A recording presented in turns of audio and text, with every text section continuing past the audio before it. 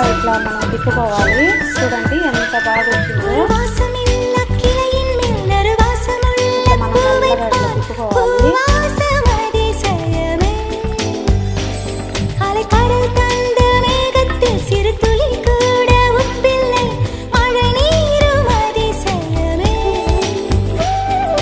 மின்சாரமில்லாமல் மிதக்கின்ற தீபம் போல் மேனி கொண்ட மின்மினிகள் அதிசயமே. உடலுக்குள் எங்கே உயிருள்ளதென்பது, உயிருக்குள் காதல் எங்குள்ளதென்பது நினைத்தால் நினைத்தால் அதிசயம்.